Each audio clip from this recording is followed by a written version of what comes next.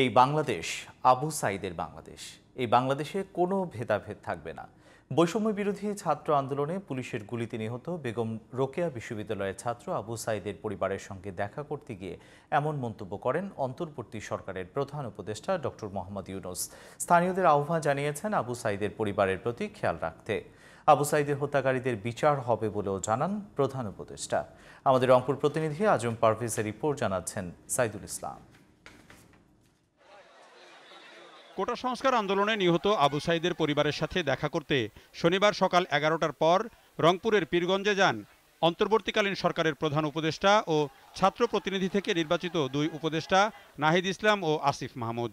প্রধান উপদেষ্টা আবু সাঈদের বাড়িতে পৌঁছালে এক আবেগঘন পরিবেশের সৃষ্টি হয়। সেখানে প্রথমে প্রধান উপদেষ্টা ডক্টর মোহাম্মদ ইউনূস ও অন্য উপদেষ্টারা তার কবর জিয়ারত ও দোয়া করেন। প্রধান উপদেষ্টা নোবেলজয়ী ডক্টর ইউনূস আবু সাঈদের পরিবারের সাথে কথা বলেন, তাদেরকে সান্ত্বনা দেন। আবু সাঈদের পরিবার বেশ কিছু দাবি তুলে ধরেন প্রধান উপদেষ্টার কাছে। এ সময় প্রধান উপদেষ্টা বলেন, এই বাংলাদেশ আবু সাঈদের বাংলাদেশ, এখানে কোনো বৈষম্য বা ভেদাভেদ থাকবে না। আমাদের কাজ হলো যে স্বপ্নের পেছনে দাঁড়িয়ে সেই বুক পেতে দিয়েছিল সেই স্বপ্নকে বাস্তবায়ন।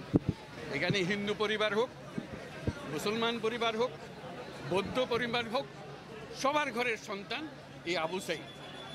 কাজেই আপনারা খেয়াল রাখবেন যে কোথাও কোনো গোলযোগ যেন না হয়, কেউ ধর্ম নিয়ে কথাবার্তা না বলে, কারণ আমরা এই মাটিরই সন্তান, সবাই আবু সাঈদ। আমরা কাজেই এদের সন্তানদের রক্ষা করা জাতি ধর্ম নির্বিশেষে, এটা আমাদের এখন কর্তব্য।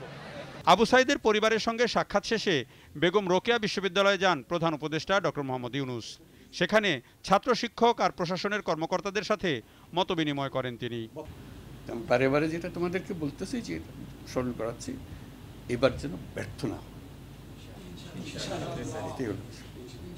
কারণ ব্যর্থ করার জন্য বহু লোক দাঁড়াই আছে, বহু লোক আমাদের কেউ টেনে রাখতে পারবে না।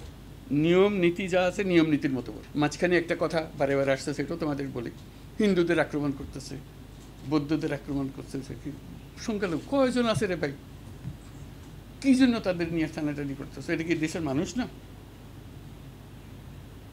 তোমরা যখন দেশই রক্ষা করতে পারছো, কয়েকটা পরিবার রক্ষা করতে পারলো না?